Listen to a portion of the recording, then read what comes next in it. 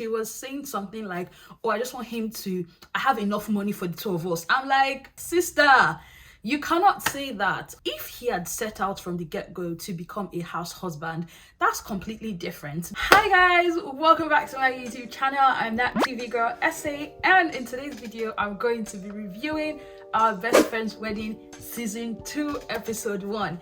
So without further ado, let's get into this video. I will be reviewing this series every Friday, so make sure you drop by here, okay? Hit that subscribe button and the notification bell so you don't miss out when I continue to review more episodes on Naked Convos. All right, I am a huge fan of the Naked Convos series. They released Little Black Book and it was epic, so I had very huge expectations, or rather let me rephrase that. I have very huge expectations of Our Best Friend's Wedding. Our Best Friend's Wedding is not a new series. It actually came out a while back. Like, to be honest, I don't even remember how far back. I would say it came out when Skinny Girl in Transit was still the thing, if you know what I mean. Like, it was starring Gbemi Olateru, and Gbemi is also still in this new season. But however, season 2, they've done a whole lot of they've made a whole lot of changes.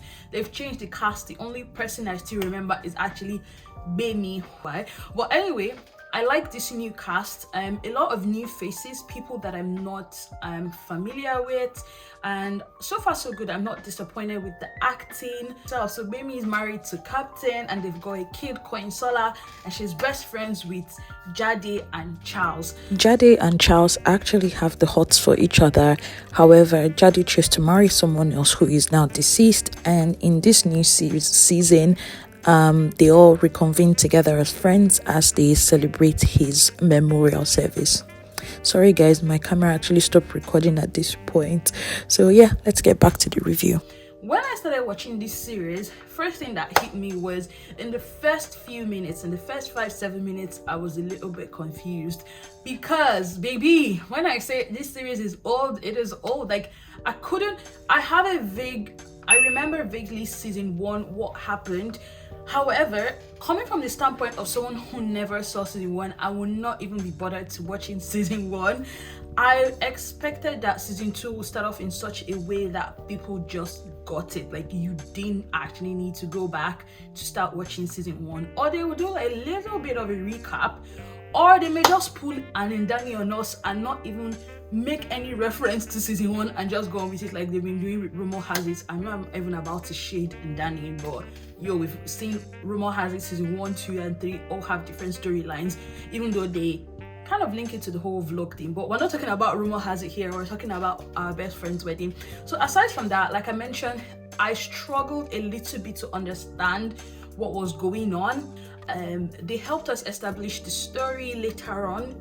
After a few minutes, we found out that Jade, Kemi, and Charles are supposedly good friends. And last I remember, in case you haven't seen season 1, Charles actually has a thing for Jade, but he never let his feelings known, and Jade ended up marrying someone else, hence the title of this series, Our Best Friend's Wedding. Kemi, on the other hand, knows that Charles has feelings for Jade, and she's been prompting him like, yo guy, stop sitting on this thing, tell her. And guys, let's even just talk about this little storyline. Like, it's so common that you being best friends, like if your best friend's a guy, there's a high chance that one person in that friendship is usually always attracted to the other and wanting more than just the friendship. Let me know in the comment section below if you agree with this my theorem, but I usually find that that's the case. So me, I'm always shining my eye if my partner has a female best friend. Yo, I cannot even be comfortable, because chances are, if they're really really close, one person is catching feelings. I don't know, it's just how it is. That's how I feel. But anyway, this series, season 1 didn't really give me anything, to be honest, and I can't blame them. I feel like season 1, for me, if I were the writer, I'm not a writer, I would have season 1 really explain or introduce all of the characters and what like give us a hint of their story, which they didn't fail to do in this series. We already see that Gbemi is this Gbemi is playing Kemi, so I might use their name interchangeably, so sorry. Kemi, all she wants is a house husband. Like, so there was this scene where she's having a conversation at the memorial of Jade's late husband. Three of them are just chatting up, and she's talking about how her husband is at home taking care of the kid and that he's lost his job and she just wants him to snap out of it. I'm just like, sister, you cannot say that. I feel like not even men, not to even sound sexist, everybody identifies with you need a purpose to survive in life. Like, you can't just be home and not feel uncomfortable when you're doing nothing. That is my opinion. Let me know in the comment section what you think about that. Talk more of a man. I feel that a man really identifies with his profession, like who he is tied to what he does. You know, if he had set out from the get-go to become a house husband, that's completely different, because if you want to be a house husband, then you'd be very happy to stay at home, take care of the kids and do all that jazz, and I'm all for it. However, if you're someone that all your life, literally, we're calling you captain because all you've been doing is flying planes, and then all of a sudden you lose your job, you've been home, you've been searching, you've not been able to find anything, and the wife is like, snap out of it. I get it. I wouldn't want to be around someone who's like completely moody, but at the same time, I felt like she should empathize more with him. She was saying something like, oh, I just want him to, I have enough money for the two of us. I'm like, no, I can tell you for a fact, I can't speak for all men, but most African men, their egos will be hurt. They want to be the provider, hashtag Paul. You know, like, you can't take that away from them. It's not I think most men appreciate that their partners work and provide, but at the same time they still want to provide for the home. They still want to feel like the man. So I'm not surprised that later on they show us that Captain is actually cheating on Kemi with this girl called Ehinome who has a kid. That was like the bomb they dropped at the end of the season. I mean, at the end of this episode. When I saw that, I was like, okay, thank you very much for giving us something to be excited about for episode 2. The scene where they were basically doing the ceremony, I wish they had allowed us hear Jade's speech. That scene was just weird. We just had like music and a few facial gestures.